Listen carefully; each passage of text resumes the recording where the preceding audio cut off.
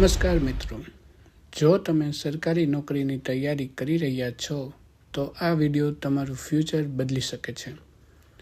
GPSSB દ્વારા 420 જગ્યાઓ માટે મોટી ભરતી આવી ગઈ છે. મલ્ટીપર્પઝ હેલ્થ વર્કર માટેની જોબ છે. આ વિડીયોમાં હું તમને સ્ટેપ બાય સ્ટેપ સમજાવીશ. કેટલી પોસ્ટ છે, કોણ એપ્લાય કરી શકે છે, કેટલી ફીસ છે અને સિલેક્શન પ્રોસેસ શું છે. તો વિડીયોને અંત સુધી જરૂર જોજો. તો સૌપ્રથમ વાત કરીએ ટોટલ વેકન્સીની. તો કુલ જગ્યા 420 પોસ્ટ છે. પોસ્ટનું નામ છે મલ્ટીપર્પઝ હેલ્થ વર્કર. મેલ, ઓનલી મેલ કેન્ડિડેટ જ એપ્લાય કરી શકશે. ક્લાસ 3ની જોબ છે. ખાસ વાત કરીએ તો આ ભરતીમાં ફક્ત પુરુષ ઉમેદવાર જ એપ્લાય કરી શકે છે. વિવિધ કેટેગરી મુજબ સીટ ડિવાઇડ છે. General EWS, SCBC, SC, ST, x servicemen માટે પણ 33 જગ્યાઓ રિઝર્વ છે. દિવ્યાંગ કેન્ડિડેટ્સ માટે પણ 19 જગ્યાઓ રિઝર્વ છે.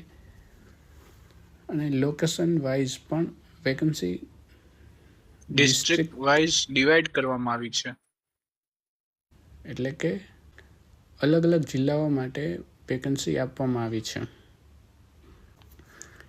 તો આ ભરતી માટે ઇમ્પોર્ટન્ટ ડેટ્સની વાત કરીએ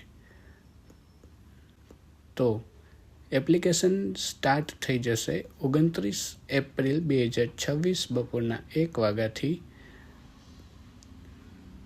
અને લાસ્ટ ડેટ હશે 20 મે 2026 રાતના 12 વાગ્યા સુધી. એટલે છેલ્લી તારીખની રાહ જોયા વગર પહેલાં જ એપ્લાય કરો. હવે વાત કરીએ ફી સ્ટ્રક્ચરની. તો જનરલ કેટેગરી માટે ₹100 પ્લસ સર્વિસ ચાર્જીસ છે. અને SC, ST, SCBC, EWS, x servicemen અને દિવ્યાંગ કેન્ડિડેટ્સ માટે કોઈ ફી નથી.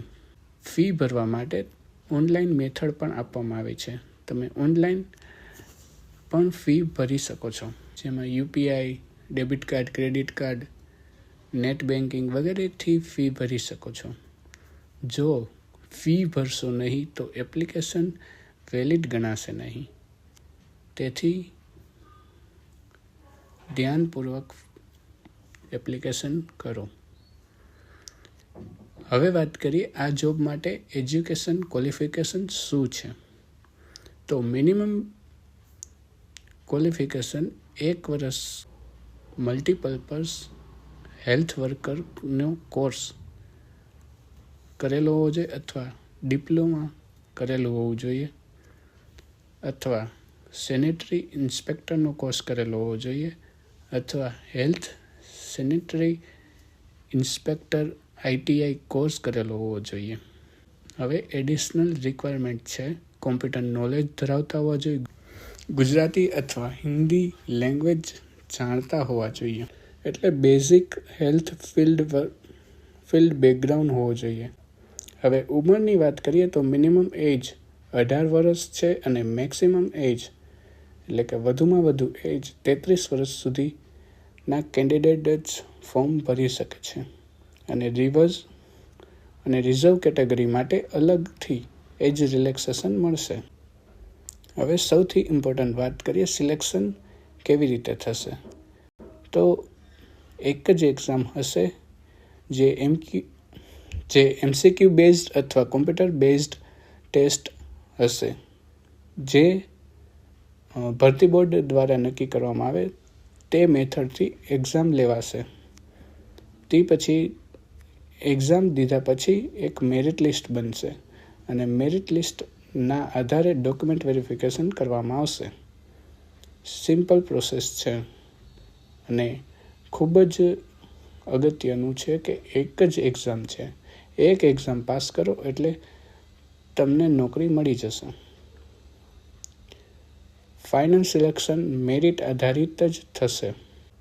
એપ્લાય કઈ રીતે કરવું? તો એપ્લાય કરતી વખતે ડોક્યુમેન્ટ અપલોડ કરવાની જરૂર નથી, પણ તમામ ડિટેલ્સ સાચી ભરો.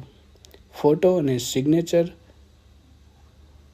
એક સાઇઝ આપેલી છે, તે ખાસ ધ્યાન રાખજો, જેમાં મેક્સિમમ 15 KB સુધીનું એની સાઇઝ હોવી જોઈએ અને જેપીજી ફોર્મેટમાં જ તમારો ફોટો અપલોડ થયેલો હોવો જોઈએ. મોબાઈલ નંબર અને ઈમેલ એક્ટિવેટ રાખો, કારણ કે જોબને લગતી અથવા ભરતીને લગતી અપડેટ્સ તમને ઈમેલ દ્વારા જણાવવામાં આવશે.